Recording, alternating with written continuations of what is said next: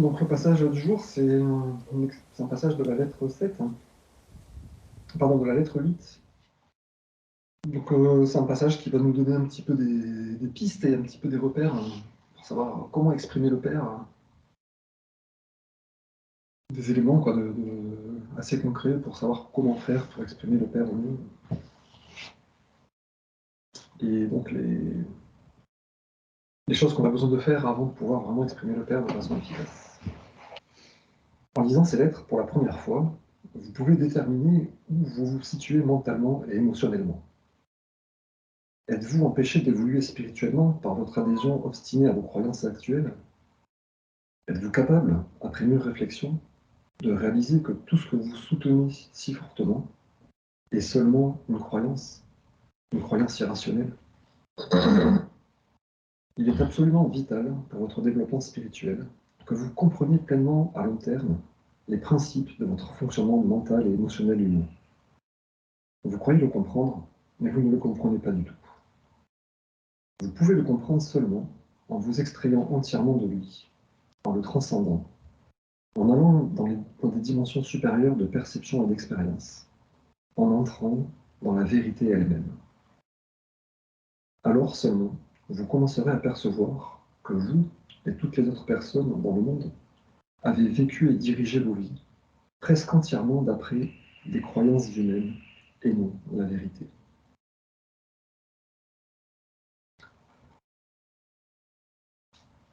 Donc c'est pas très agréable de lire ça, bien sûr. De se dire, ah ben oui, toute ma vie, je l'ai dirigée avec des croyances infondées, qui n'étaient pas forcément totalement fausses, mais qui n'étaient pas vraies en tout cas. Nous, voilà notre croyance de nous dire, ben, je dois m'inquiéter pour ma vie, je dois faire par moi-même, je dois trouver une solution.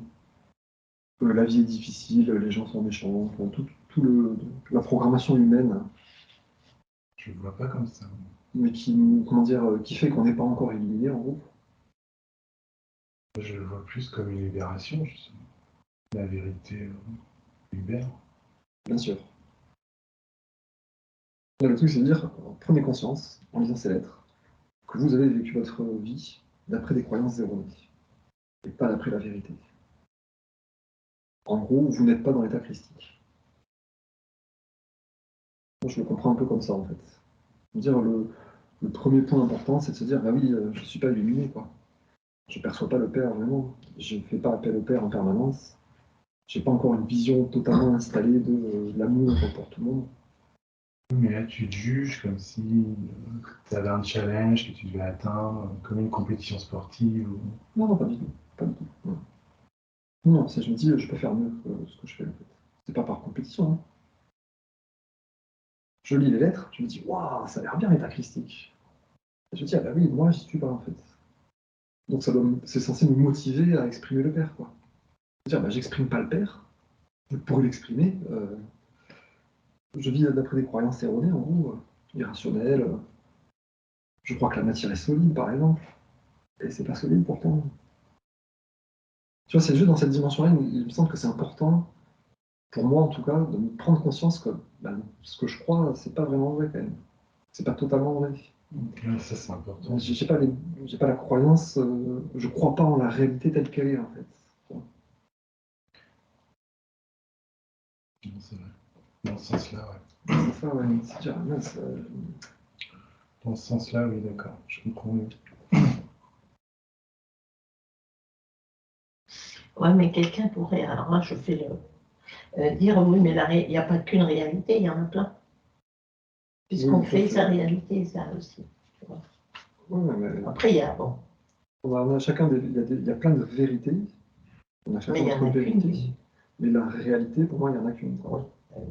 La vérité. Quand on dit c'est ma réalité, c'est-à-dire, oui, bah, c'est ton monde à toi. Je te prends pour un bisounours ou un truc, mais ok, c'est ton monde, mais c'est ta croyance, ça n'a pas de rapport avec la réalité. Quoi. Et c'est ce truc-là, la proposition de Christ, c'est de vraiment vivre dans la réalité. Bah oui. Donc pour un état, il faudra se dire, bon, j'y suis pas. On continue parce que c'est un petit peu long ce passage. Il y a beaucoup de gens qui croient de tout leur cœur que s'ils prient pour obtenir un certain objet ou expérience ou l'octroi de la bonne guidance dans une certaine situation, ils recevront vraiment le bon objet, expérience ou guidance qui améliorera leur bien-être. Ils croient que quand ou si leur prière reçoit une réponse, ils se réjouiront de tout leur cœur et suivront immédiatement la direction, quelle que soit leur situation actuelle. Car venant du divin, cela peut seulement être la bonne réponse propice au bonheur. Toutefois, confronté à l'arrivée de l'objet, de l'expérience ou de la guidance tant désirée, celui qui reçoit la grâce divine devient parfois si perturbé et désorienté, incapable d'accepter qu'il y ait eu une intrusion de la conscience divine exactement comme il l'a demandé, qu'il ne sait pas comment gérer cela. Si les esprits sont si perturbés quand ce qu'ils ont demandé leur est réellement donné d'une manière inattendue, où sont la vraie foi et la vraie croyance qu'ils étaient si certains de posséder pleinement l'abondance? Ne voyez-vous pas aussi que la croyance, non la vérité, a orchestré tout le mouvement symphonique, à l'exception bien sûr de l'intervention de la conscience divine, de la réponse à la prière? Cette intervention est la seule réalité dans toute la procédure. Le reste est croyance et espoir, une gymnastique mentale utilisant des expériences passées pour mesurer avec elles le présent. Votre seule vérité est la conscience divine qui conduit seulement à la croissance et à la perfection, si vous lui faites pleinement confiance pour le faire. Il me semble que le point important aussi, c'est qu'en gros, je vais parler de moi en fait. Voilà. Je crois, moi, que si je prie de tout mon cœur, Dieu va me répondre, va m'apporter la solution, et que je vais suivre la guidance de Dieu spontanément, en me disant, ça vient du divin, donc je peux y aller à 100%. Mais, confronté à la guidance, l'inspiration ou le résultat, je vais douter, et je vais être... C'est ça le point important, je crois. Toutefois, confronté à l'arrivée de l'objet de l'expérience, celui qui reçoit la grâce divine devient parfois si perturbé et désorienté, incapable d'accepter qu'il y ait une intervention de la conscience divine, qu'il ne sait pas comment gérer cela. C'est-à-dire qu'il est finalement, il est super surpris d'avoir obtenu, Voilà. et il n'y croyait pas vraiment. Ou alors, il me demandait, mais sans y croire vraiment. Ou alors il a reçu une réponse qui, lui, satisfait pas son ego, Ouais. et du coup il se dit, ouh là là, est-ce que c'est vraiment vrai? Parce que moi, je suis pas content de ça, en fait. Ah oui, alors. Et Ou alors, ça... il n'aurait pas obtenu. Attends, et c'est pour ça, ensuite, que donc il y a cette phrase, que tout le cinéma que je me suis fait, en me disant, je crois tellement en Dieu, que je vais prier Dieu, Dieu va me répondre, et je vais obéir spontanément, tout ça, c'est du cinéma, en fait. C'est de l'ego. C'est de l'ego. Que Dieu, Attends, juste je finis. Je me suis pris pour un grand croyant et un grand disciple divin, et en fait non, parce que j'obéis pas à Dieu quand il me parle. Et donc tout ce truc-là, c'est la symphonie qui a été organisée par la croyance. La seule intervention divine, c'est parce que j'ai prié sincèrement, et donc Dieu a répondu sincèrement. Le seul truc divin, c'est ça. La conscience divine a répondu à la prière sincère. Mais tout mon cinéma de me croire de façon hystérique un grand disciple divin qui va obéir à Dieu dès que Dieu parle, eh ben, en fait, c'est pas vrai, quoi.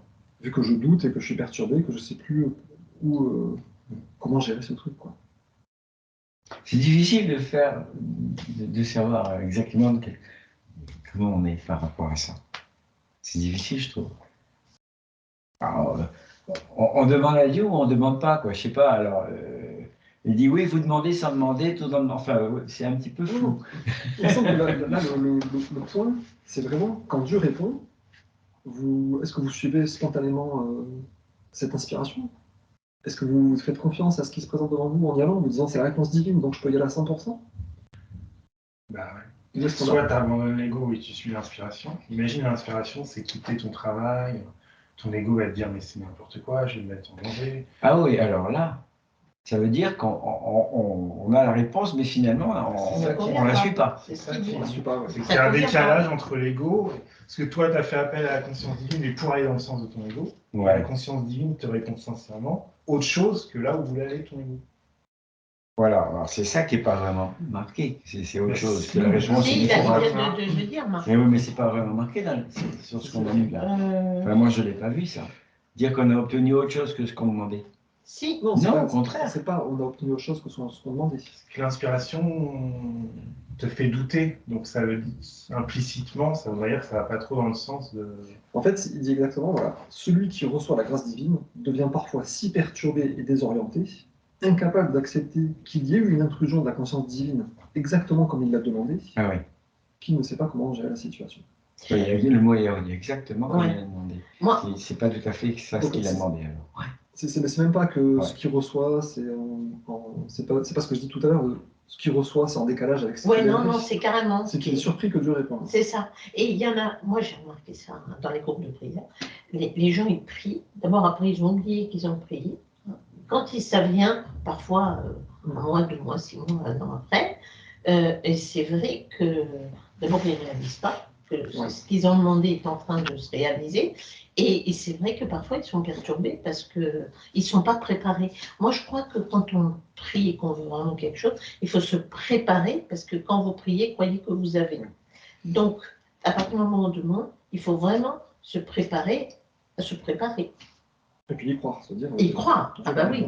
Y croire et se préparer, parce que si on n'est pas prêt, c'est là que il se passe, on est désorienté.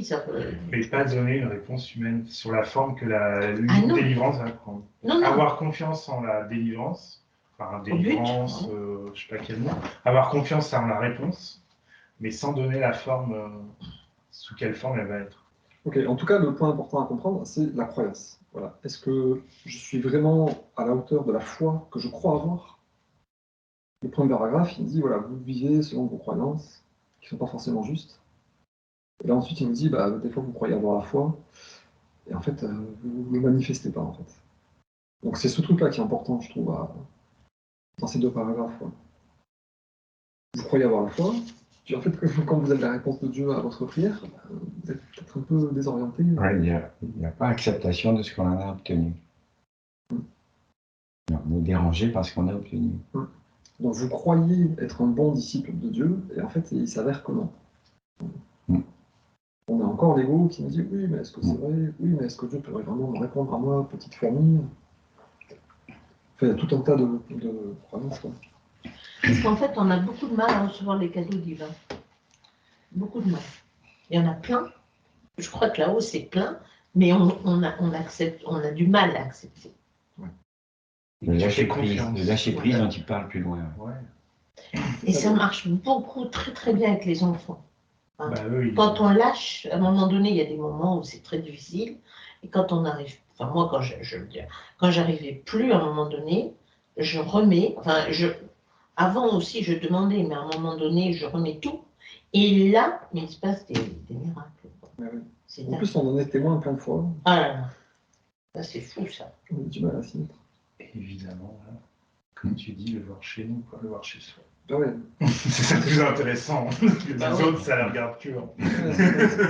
C'est important, tu vois, de... Oui. Quand tu dis, voilà, en lisant ces lettres la première fois, vous pouvez savoir où vous vous situez, êtes-vous empêché d'évoluer spirituellement. Alors, une adhésion obstinée à vos croyances actuelles, tu pourrais dire, ah ben oui, les chrétiens fondamentaux, quand ils vont dire ça, oui, les autres. Ouais, mais tu peux dire aussi, et moi, parce que j'ai Ouais. pas des croyances actuelles auxquelles j'adhère un peu, quoi. Donc c'est bien, c'est important de s'appliquer toujours cet enseignement à soi, quoi. Oui. C'est-à-dire, est-ce que moi je fais pas ça aussi? Si, en fait, je me rends compte que oui. Donc, on va lire la suite, et là, on va comprendre ce qu'il faudrait arriver à faire quelque part. Faites une pause ici, et lisez et relisez les paragraphes précédents, car ce qui se passe dans votre conscience est le tissu de vos expériences et de vos vies. Ensuite, demandez-vous, est-ce que vous percevez, réalisez, comprenez vraiment la réalité comme étant la source de toute connaissance et de toute créativité? Ou ne faites-vous simplement qu'en parler et qu'accorder une reconnaissance mentale superficielle à la conscience divine? Vivez-vous pleinement et complètement, minute après minute, dans la réalisation que la conscience universelle est la seule réalité et intelligence suprême opérationnelle dans la création? Dépendez-vous constamment de sa guidance suprêmement efficace? Ou pensez-vous que vous devriez plutôt vivre d'après votre propre volonté finie et vos impulsions émotionnelles parfois embrouillées? Et s'il vous est donné la guidance directe de suivre une certaine direction, mais que vous vous arrêtez pour vous demander si cette guidance va bien vous conduire là où vous pensez vouloir aller, êtes-vous complètement abandonné à l'autorité intelligente suprême, la conscience divine? N'est-ce pas une indication que votre ego est toujours aux commandes? Donc là, on a une espèce de mode d'emploi pour exprimer le Père, il faudrait arriver à cet état-là, quoi. Percevoir, réaliser, comprendre que la réalité, c'est vraiment la source de toute connaissance et créativité qui est à l'œuvre derrière tout ce qui se passe. Minute par minute. Moi, je ne suis pas là. Ouais. Minute par minute, bon. Vivre dans la réalisation que la conscience universelle est la seule réalité et intelligence suprême opérationnelle dans la création. Et dépendre constamment de sa guidance suprême. Donc l'état, c'est ça, voilà, les fausses croyances qu'on a, c'est on n'y croit pas. Enfin, moi, personnellement, je ne crois pas trop à tout ça. Je me dis, oui, c'est vrai, ça a l'air bien, je veux le faire et tout. Mais je sens qu'inconsciemment, profondément, c'est pas vraiment encore ancré, quoi.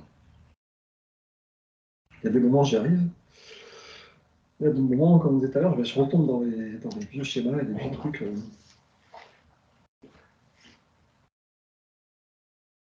Donc en gros, enfin voilà, c'est important de ne pas s'illusionner, de ne pas s'endormir sur ses lauriers en disant j'ai déjà bien progressé, voilà, tout va bien. C'est pas pour faire de la compétition ni pour se torturer, hein, mais c'est dire, mais je pourrais nettement mieux faire. Hein. Et quand tu y arrives, ça veut dire que tu arrives à identifier le résultat et tout. Tu dis des fois j'y arrive. Des fois je prie, j'ai une intuition, une guidance ou un truc qui arrive, et je m'y abandonne totalement, et j'y vais. Et après coup, que le résultat soit bon ou mauvais, entre guillemets, je me dis, j'ai bien fait de faire ça en fait, ça me paraît juste. Enfin, que le résultat soit bon ou mauvais.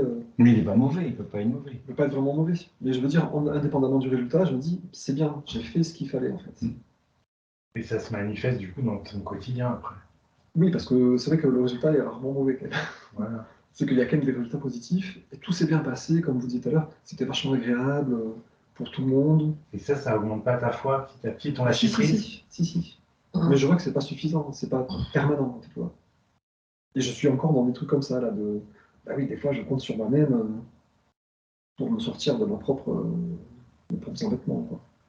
Oui, en fait, c'est pas permanent, c'est ça Là, le c'est je l'ai problème. touché ponctuellement, et d'autres moments ponctuels, je retombe en dedans.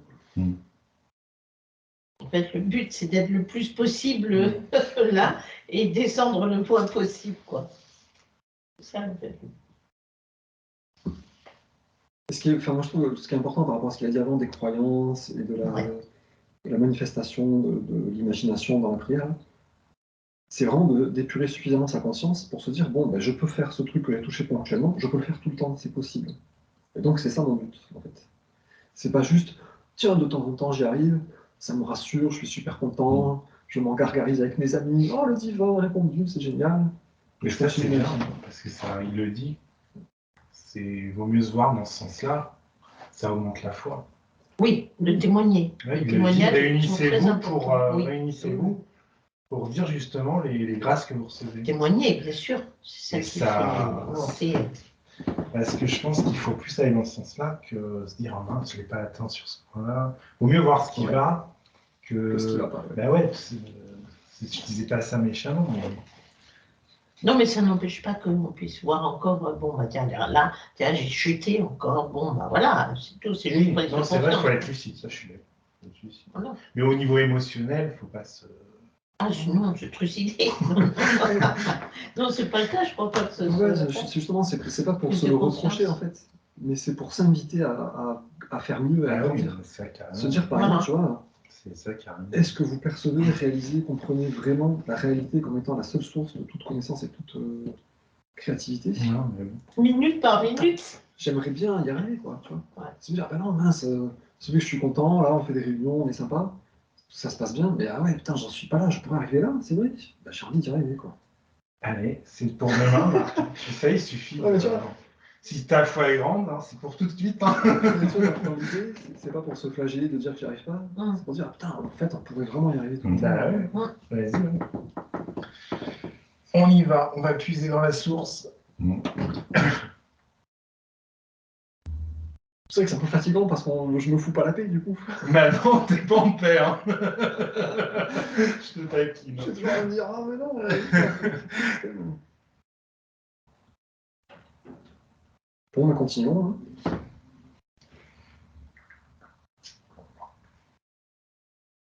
Même ces lettres, lorsqu'elles seront diffusées comme prévu, deviendront des croyances. et non la pure perception spirituelle de ce qui est, et d'où sont venues ces paroles. C'est seulement en apportant ces paroles en méditation, après avoir demandé l'illumination spirituelle, que la réalité spirituelle, qui est derrière les mots, viendra finalement comme un rayon de lumière dans votre esprit. Lorsque cela arrivera, vous saurez que vous savez. Ceux d'entre vous qui ont suffisamment évolué pour vivre dans 2 dimensions, vous, dont les esprits peuvent aller au-delà du royaume de l'intellect humain jusqu'à la dimension supérieure de la réalité universelle, vous rencontrerez probablement beaucoup de gens dans les temps à venir qui rejetteront ces lettres comme étant de l'imagination. Mais ne soyez pas consternés. Rappelez-vous ce que je vous dis maintenant. Vous êtes les résidents de 2 dimensions. Et personne ne peut passer au-delà de la dimension du simple intellect avant que les prérequis à l'illumination spirituelle aient été satisfaits. Ceux-ci sont un véritable éveil spirituel conduisant à un profond discernement des activités de l'ego et de l'individualité, suivi de remords et de remords. C'est la seule voie. Car le remords, à son tour, conduit au rejet de la dimension magnético-émotionnelle de rejet-attachement, que dans ses formes les plus virulentes, les humains ont appelé péché. Quand une personne pénètre dans la dimension spirituelle et qu'elle est imprégnée des caractéristiques de la vie, cette personne commence à réaliser et finalement savoir que la pulsion humaine de l'ego de faire attention au moi coupe réellement l'âme de l'afflux continu de vie divine dans l'esprit, le cœur, le corps, les relations et les expériences quotidiennes.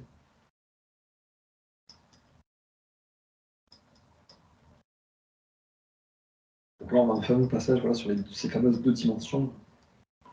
Vous êtes les résidents de 2 dimensions. La dimension du simple intellect, en fait, c'est la dimension de la décroyance. Et l'autre dimension, c'est la dimension de la réalité, quelque part. De la vérité, de la conscience divine. On voit que l'amour... De ce qu'on fait de l'action avec l'amour, du vrai amour. Quand il parlait avant de la décroyance. Vous avez des croyances, tatati. Donc tu dis, ces croyances, elles font partie de la première dimension, de la dimension humaine. La deuxième dimension, où vit l'âme en symbiose avec la conscience divine, là, elle perçoit la vérité. Et tout est amour. On est censé s'aimer tous avec le plus de bienveillance possible et de joie. Oui, donc ce qu'il faut, c'est arriver à être de plus en plus dans cette 2e dimension et de moins en moins dans la première. Mais quand même en étant les pieds sur terre. Donc on est encore, on est dans la première quand même. On y est, mais il ne faut pas être juste que dans cette dimension-là, quoi. C'est-à-dire vivre dans le matériel, et puis... Disons, quand on voit le Christ qui flétrit le figuier ou qui fouette les marchands du temple, on se dit, l'accès à la première dimension, tant qu'on est incarné, il est garanti. Oui, la preuve. On aura toujours des contacts avec l'humanité, la matière et les pensées de l'ego. Ce contact-là, il n'y a pas de souci. Il est toujours là, par contre, vivre sur la 2e dimension... Après, il dit bien, l'illumination, si elle vient trop vite, il faut quand même qu'il y ait une purification préalable. Il faut quand même être prêt à la recevoir. Toujours pareil. Je ne sais pas si elle vient trop vite, ça lui arrive de venir trop vite, ça. Je pense que si elle venait trop vite, ça pourrait être trop violent pour la personne. Ils peuvent déconnecter. Je pense demain, certaines personnes, ils auront une illumination, la dose de remords derrière, parce que la lumière éclaire tout. Oui. Après, tu n'échappes plus du tout à... À ce moment-là, le remords, il serait énorme, quoi. Après, tu dois tout voir en face, tout. D'où la progressivité, quoi. Oui. Donc, et l'après n'est pas si facile non plus. Non, parce qu'il y a un décalage après aussi. Tu as un décalage avec les autres, puis même du point de vue intime, purement intime, là je parlais. L'après n'est pas si facile non plus. Parce que ça éclaire tout, donc tu vois tout ton passé aussi en face. Parce que j'avais lu dans un bouquin, en fait, c'est justement quand on quitte le corps, il y a un guide ou un ami qui vient nous chercher, et on va dans une chambre où on revit toute notre vie, mais non seulement avec nos propres pensées et émotions, mais aussi en percevant les pensées et les émotions des autres avec qui on était en interaction. Et là, on peut voir à quel point on a fait plaisir ou on a fait souffrir les autres, quoi. Et c'est là qu'on en prend un peu plein la tête. C'est vrai, c'est comme ceux qu'on fait des amis, ouais. C'est qu'en sentant comment se sont sentis et ce qu'ont pensé les autres en interagissant avec nous, on peut vraiment voir ce qu'on a fait, quoi. Objectivement. Il y a une similitude. Je croyais avoir été gentil, et en fait, j'étais trop cassant, et l'autre, ça lui a cassé le moral, quoi. Je croyais être vraiment aimant avec cette personne, et qu'elle était aussi joyeuse et aimante. En fait, non, pas du tout. Intérieurement, elle était triste. Elle était dégoûtée d'être avec moi, quoi. Là, tu peux te dire, ah, bah, merde, j'ai échoué je me suis illusionné, quoi. Sur la Terre, j'ai une incarnation. C'est ça, tout le paraître. Où j'ai pas été suffisamment dans la deuxième dimension de la vérité et de l'amour et de la. C'est important cette dimension de la vérité. Et ça revient souvent dans le paragraphe précédent, en fait. Il dit que vous entrerez dans la vérité, quoi. En tout cas, c'est enfin, c'est ce qu'il a l'air de dire, en tout cas, le Christ. Il y a un préalable, quand même. Oui. Un préalable de voir. Comment il dit ça, déjà? Bloup, bloup, bloup. Que personne ne vous êtes résident de dimension, personne ne peut passer au-delà de la dimension du simple intellect, avant que les prérequis à l'illumination spirituelle aient été satisfaits. Ceux-ci sont un véritable éveil spirituel, conduisant à un profond discernement des activités de l'ego et de l'individualité. Suivi de romans. Ouais. Et je pense que malheureusement, l'éveil spirituel, c'est aussi justement s'être bien pris les récoltes pourries de l'ego pour avoir compris que vraiment, et avoir vraiment cherché autre chose. Bah, là, pour moi, c'est pas l'illumination spirituelle. Hein. Les prérequis, c'est un véritable éveil spirituel. C'est-à-dire, je me réveille à la spiritualité, comme un enfant qui se réveille le matin. Mais là, je parlais encore avant l'éveil spirituel, souvent, si déjà tu commences à demander des questions, c'est parce que justement, tes croyances, tu les as expérimentées et que tu as vu que ça menait à rien. Et c'est là chercher la vérité. Ouais. Voilà. Donc après, tu t'éveilles, tu recherches la vérité et tout, tu te remets en question complètement. Et après, Voilà, le véritable éveil spirituel, c'est comprendre ce truc-là de il y a Dieu partout, il y a l'ego qui nous coupe de Dieu, et donc il faut surmonter notre ego. C'est le premier point, quoi. Et ensuite, il y a le remords qui conduit au rejet du péché. C'est-à-dire, je ne veux plus me mettre en colère, je ne veux plus mentir, je ne veux plus arriver à avoir peur. Tous ces trucs-là, j'en veux plus, quoi. je veux plus critiquer. Et ça, c'est possible s'il y a vraiment un vrai éveil spirituel, c'est-à-dire on commence à vraiment percevoir que, ah bah oui, on ferait mieux de prier, quoi. On ferait mieux d'être aimant avec tout le monde, tout le temps. On ferait mieux de pardonner tout le temps. Pour moi, c'est ça le vrai éveil spirituel. C'est on comprend le but du jeu, quoi. Enfin, on perçoit le jeu, en tout cas. On perçoit le but du jeu, c'est être dans l'amour au maximum. Et après, on se dit, voilà, bah mince, oui, moi, quand je critique, je suis pas dans l'amour. Donc déjà, la vie devant sa porte. Ouais. Balayer devant sa porte.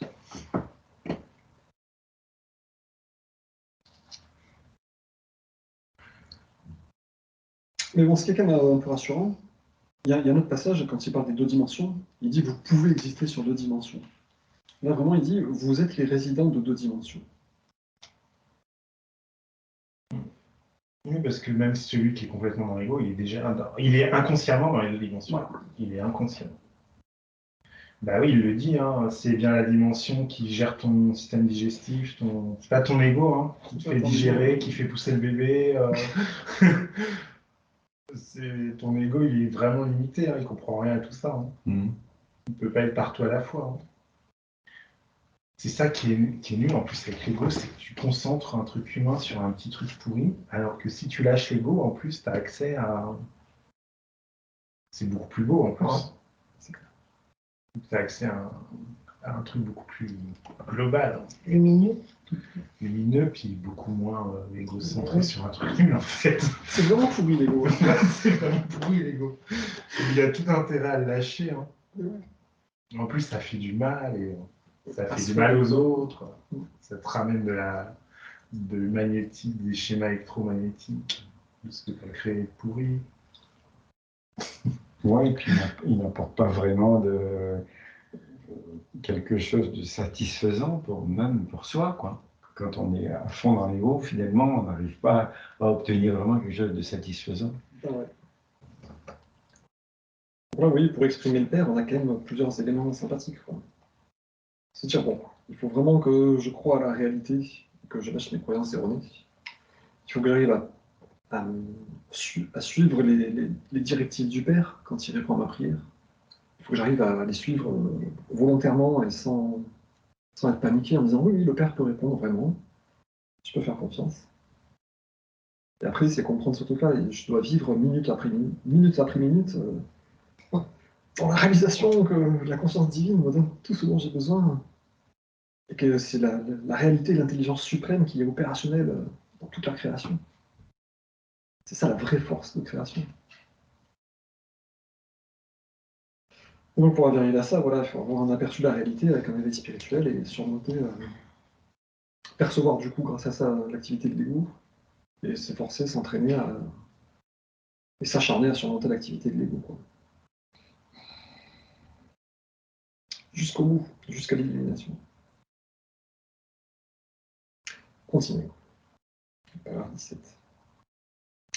Faire attention à vous-même est une expérience humaine, terrestre.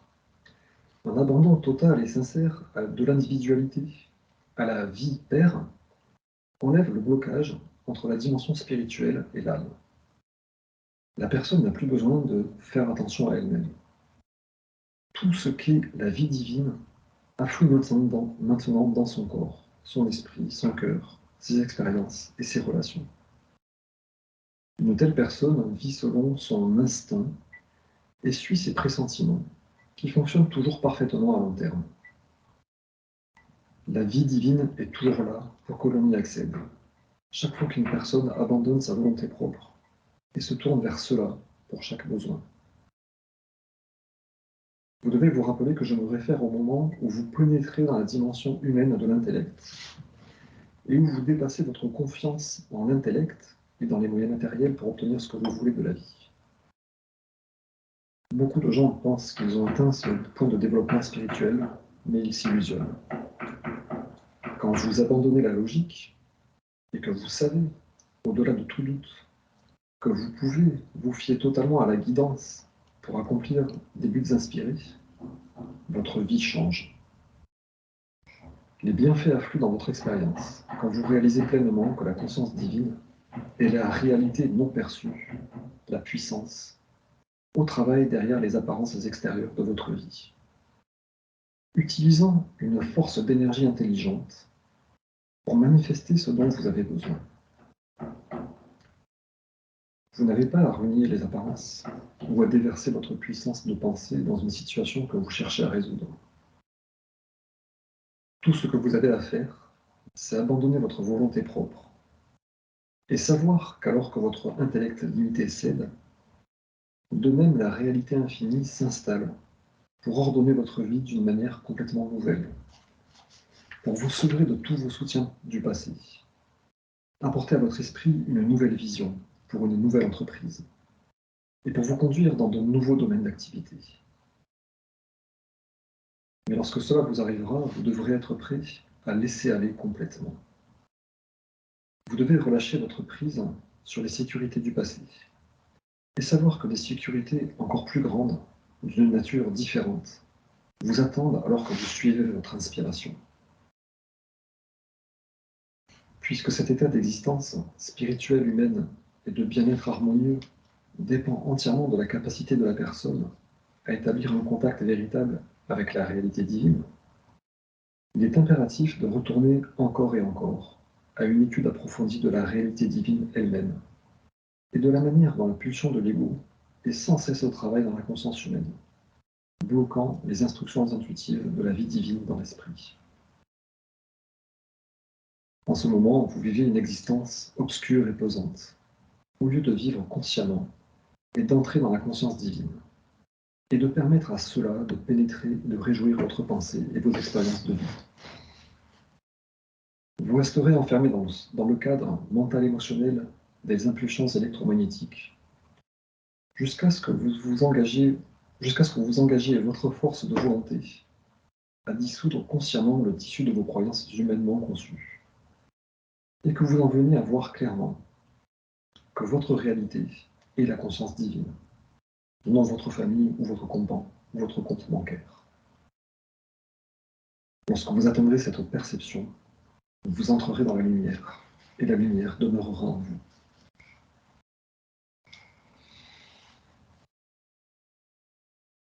Donc là, vous voyez, on peut faire le lien avec le paragraphe du début. Hein.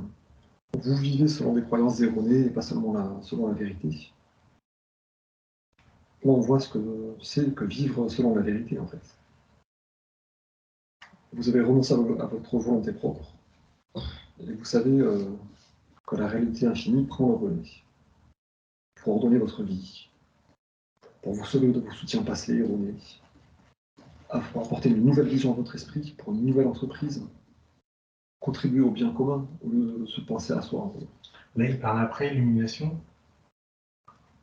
Oui, non, je crois pas. Tout de suite, C'est là, oui. c'est tout le temps. C'est ce qu'il faut faire pour atteindre l'illumination.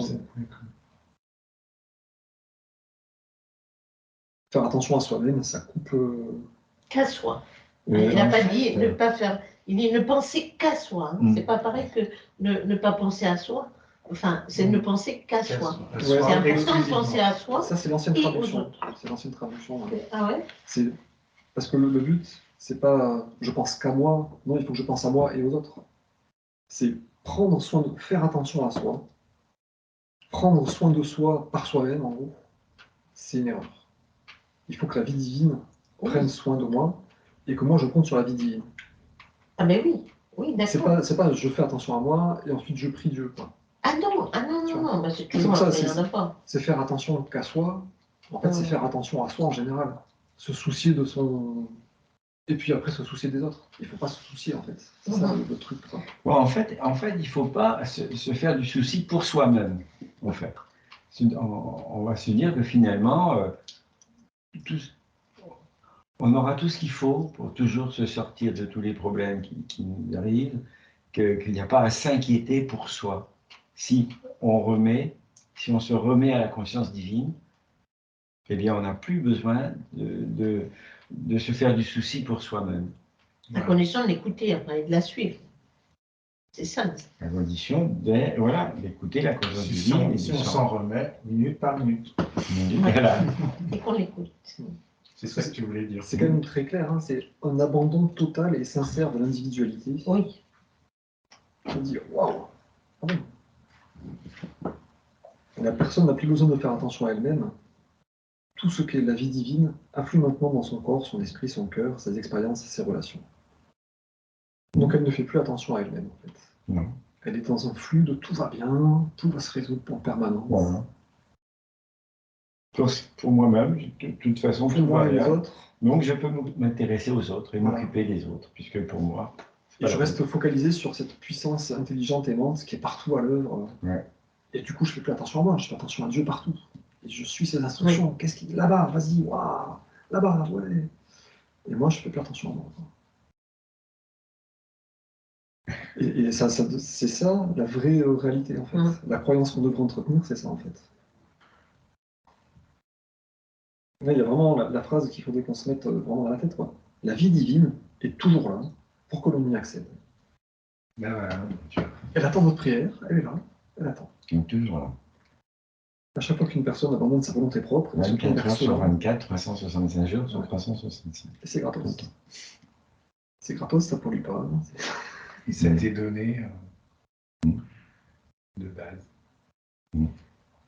Bon, la vie divine est toujours là pour que l'on y accède. Chaque fois qu'une personne abandonne sa volonté propre et se tourne vers cela pour chaque besoin. Donc on ne s'occupe plus de soi, on s'occupe juste de demander à Dieu pour soi et les autres. On l'a tous fait, certaines fois. On a tous réussi à le faire, en fait, ponctuellement. On sait que ça marche, on le voit chez les autres, on en parle, on se dit, ouais, ça marche. Donc maintenant, le but, c'est de faire ça en permanence, quoi.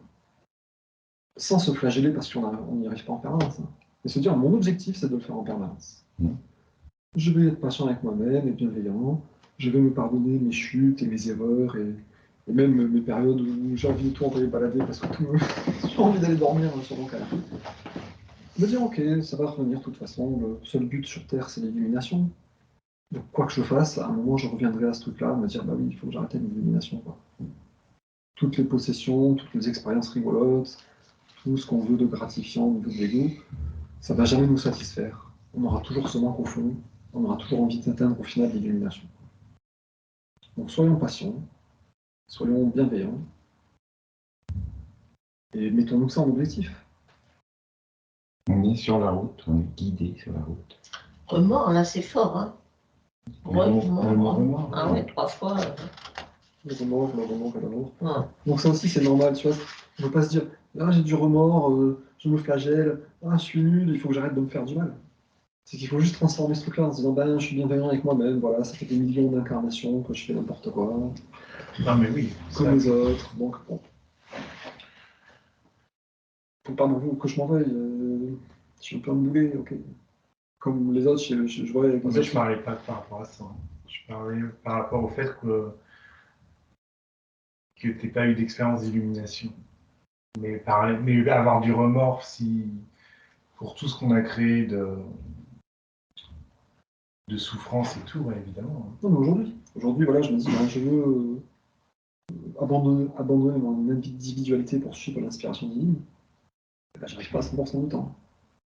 Faut que j'ai du remords en me disant, ben, il faut que j'y arrive quand même. Mais pas trop au point de me dire, putain, je suis vraiment nul, ça fait 10 ans que j'essaye et j'y arrive pas. Mais je crois pas qu'il parle de ce remords-là. Hein. Je crois qu'il parle de plus se regarder en face sur tout ce que tes Ouais, causes, sur toute ta loi de cause-conséquence. c'est simple. Humainement. Hein. C'est simple. Je vous relis le truc. Je crois que c'est même plus exigeant, là, pour le coup. Quand on vit dans les deux dimensions, personne ne veut passer au-delà de la dimension spirituelle du simple intellect. Avant les prérequis, à l'illumination, les prérequis à l'illumination spirituelle sont un véritable éveil spirituel conduisant à un profond discernement des activités de l'ego et de l'individualité.